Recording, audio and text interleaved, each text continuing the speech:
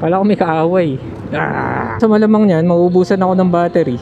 Supplier siya ng mga accessories, aftermarket accessories ng NMax, Aerox, saka kung di ako nagkakamali, Quik. Palit kayo, delikado yan, oh.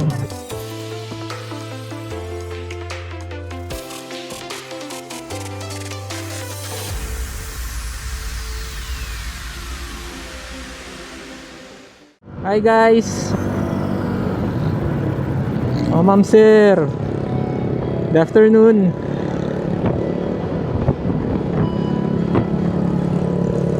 On the way ako ngayon to Kainta. Papakabit ako ng USB ano ba? Charger saka voltmeter. Supposedly kasi yung papakabit ko, yung dalawang magkahiwalay, yung dalawang bilog,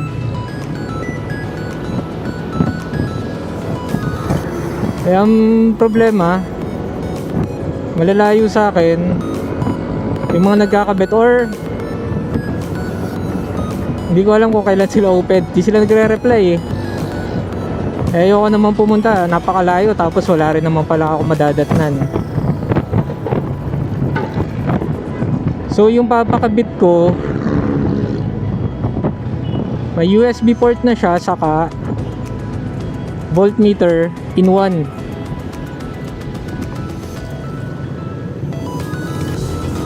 Actually kaya ko naman talagang magkabit ng ganun. Nagawa ko na yun sa Fury dati. Nagkabit ako ng voltmeter sa Fury. Ang problema ko lang kasi dito is wala akong pambutas ng fairings.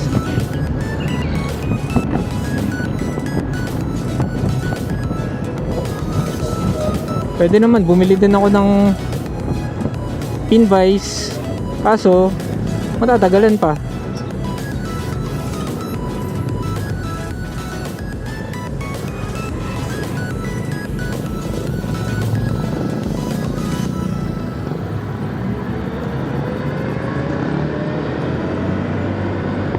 Tagal ko na rin pinaplano yun. Ngayon naisipan ko ng magpakabit nga kasi may plano kong bumiyahe ng Laguna this Thursday. Bali ano na ngayon, Tuesday.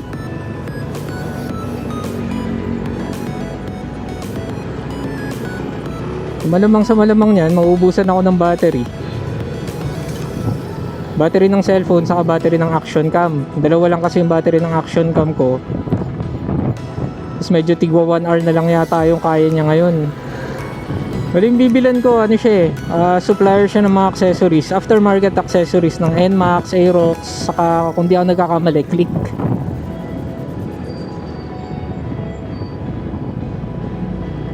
Okay. Tagal ko nang gustong bumili sa kanya. Problema, medyo okay na po sa budget nun. Kaya yun, hanap-hanap ng mga mas murang alternative.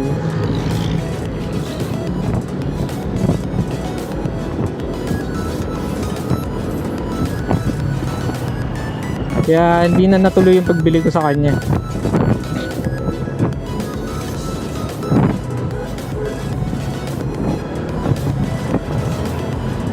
Oh, stoplight. Oy, beating the red light ka, kuya.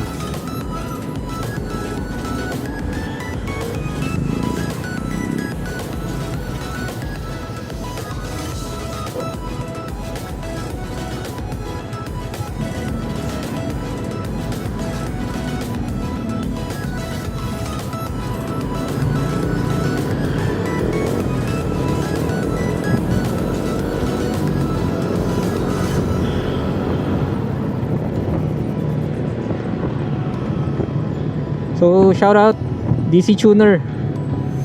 Yan, search nyo na lang sa Facebook. DC Tuner, DC Tuner.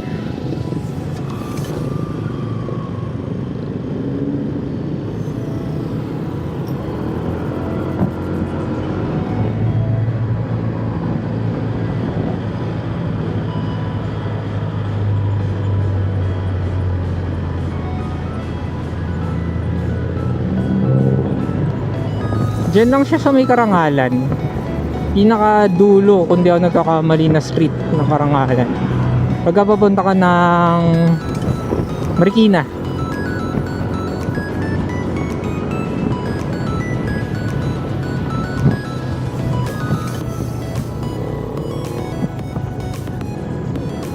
Hindi talaga ako familiar dun sa lugar, pero I mean dun sa loob ng street na yun. Pero may mga instructions naman siyang binigay, so yun, sundin na lang natin. Napakainit na naman.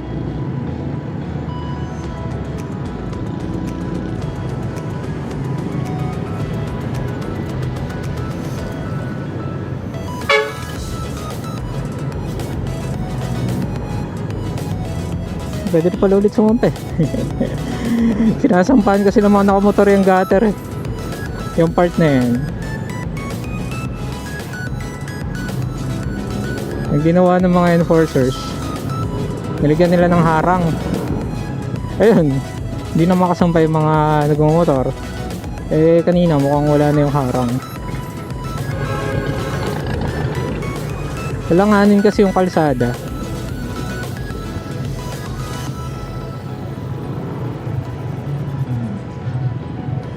From 3 lanes or from 4 magiging 3.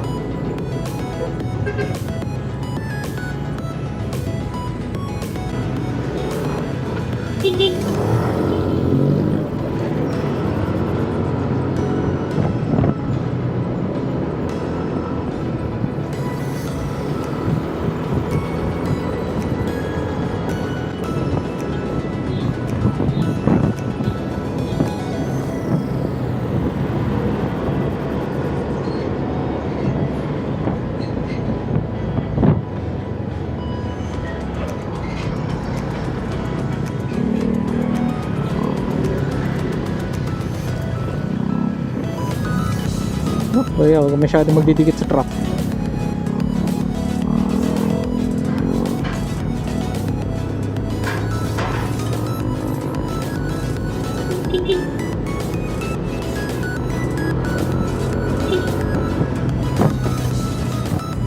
Kabahan ka sa truck.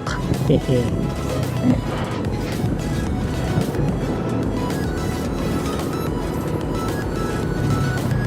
So ito na tayo sa Karangalan. Doon tayo doon sa pinakadulo. May landmark siyang binigay, yung dental clinic.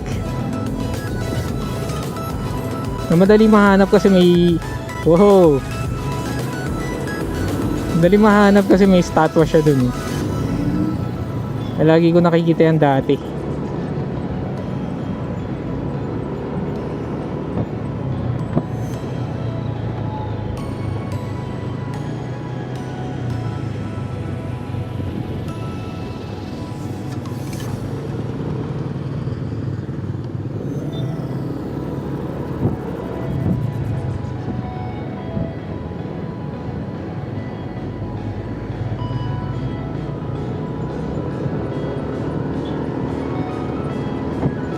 Yung service road na to, dati one way daw to eh. Nung college ako, pagka traffic dito, dyan ako lumulusot. Eh ngayon, one way na daw. Eh minsan may nakikita ko nang uhuli. Eh di para safe, huwag na dyan tumaan. Minsan lang naman may nanguhuli, minsan wala din. May nakikita ko mga sumasalubong dyan. So ito na tayo. Ito, kanan tayo dito sa may dental hospital. Ayan yung statue ng dentista. Oops, tingin dito. So sabi, dire-diretso lang daw, tumpukin yung court. Pagka hindi pa rin makita, ito yung pagtanong. Doggy, excuse me.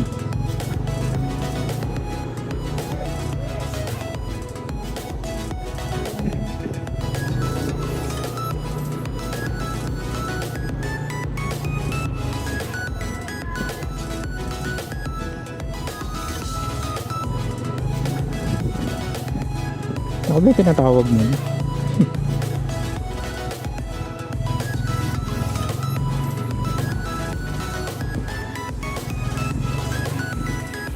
Palit kayo, delikado yan, oh.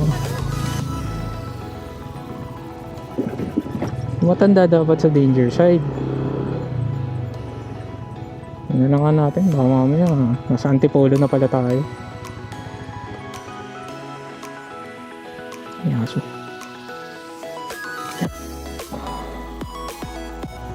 Malapit yung basketball court. Ito, basketball court.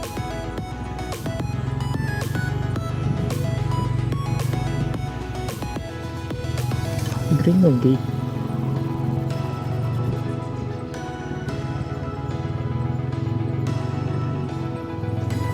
Wala natin doon.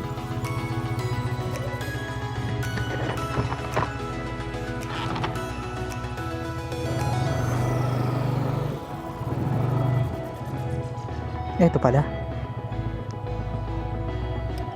Ito na pala eh. Ito na pala yun.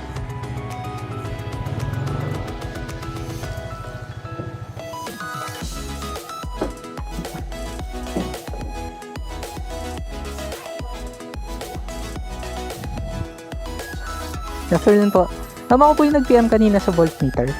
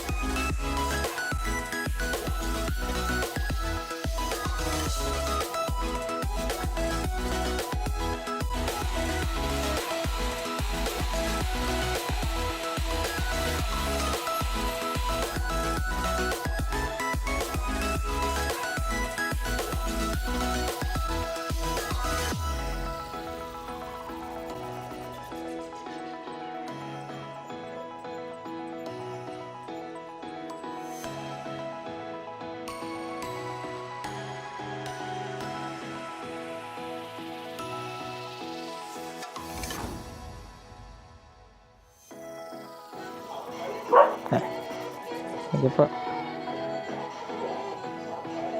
Kita pa kaya tayo? Oo, sigurado yan. Kailangan na. I-add mo na lang. Sige po. Ganda pa lang ang camera mo. Ano ka? SJCam po. SJ? Nagbablog din po paminsan-minsan. Kaso wala ka ng follow. Oo. Kaso wala ka ng follow. Oo. Bagay nga. Kumaan. I-add mo na lang ako. Ako, add ko na lang kayo. Pwede kita picturean Sige po. para maalala kita na napunta ka rin.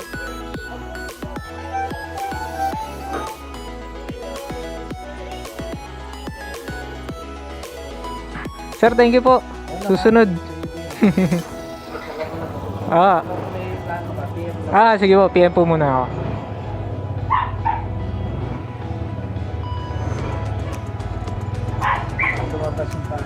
Sir, thank you. Susunod ulit. Yuhon. So, okay na. Nakabit na ang voltmeter sa charger. So, yung presyo niya is 380 yung charger, yung mismong device. Tapos, plus 100 yung labor. Pinakabit ko na.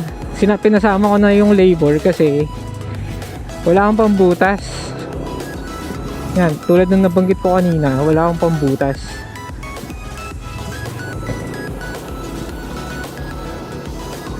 So, okay naman, madali naman hanapin yung lugar. Medyo nag-alangan lang ako kanina. Sa akala ko, malapit na dun sa court. And sabi ni sir sa akin, meron na siyang entry sa Waze. So, search nyo na lang sa Waze. Mamaya, i-check ko rin. DC Tuner. Lalabas ba ito?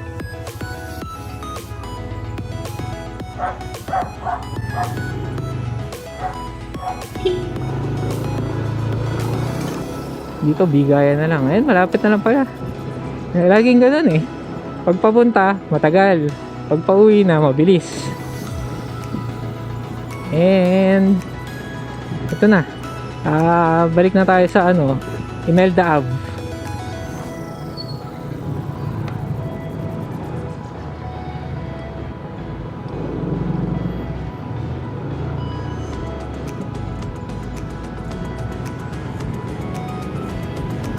Doon na lang tayo sa Santa Lucia dumaan sa may De La Paz para mas mabilis.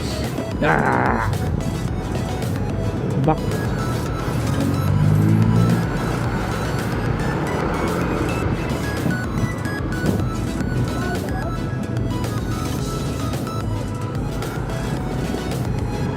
May kausap sa phone si Kuya. Nakaka-distract. Ako yung nadi-distract eh. Kala ko may kaaway. Kala ko inaaway ako.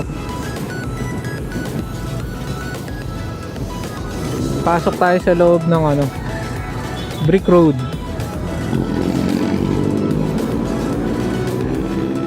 Saan tayo dadaan sa likod nitong mall?